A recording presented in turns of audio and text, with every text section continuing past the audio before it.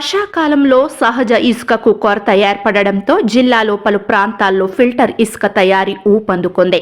వర్షాలు కురుస్తుండటంతో వాగుల్లోని ఇసుక తరలింపు సాధ్యం కాకపోవడంతో ఫిల్టర్ ఇసుకను తయారు చేసి విక్రయిస్తున్నారు. పోలీసులకు, రెవెన్యూ అధికారులకు ట్రిప్పు లెక్కన మామూళ్లు అందుతుండటంతో ఫిల్టర్ ఇసుక రవాణా యథేచ్ఛగా కొనసాగుతోంది. మహబూబ్ నగర్ జిల్లా కేంద్రానికి కోతవేటు దూరంలో ఉన్న వెంకటాపూర్, చిర్మల్ కుచ్చ తాండా, హనుమాన్ టెంపుల్, రేగడిగడ్డ తాండా పరిసరాల్లో ఫిల్టర్ ఇసుక తయారీ పెద్ద మొత్తంలో కొనసాగుతోంది. పొలాల మధ్య ఇసుకను నిల్వ చేసి బెంజ్ లారీలతో జిల్లా కేంద్రంలో వినియోగదారులకు విక్రయిస్తున్నారు.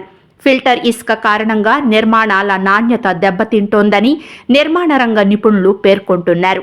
జిల్లా యంత్రాంగం ఫిల్టర్ ఇసుక తయారీని అరికట్టాలని ప్రజలు కోరుతున్నారు.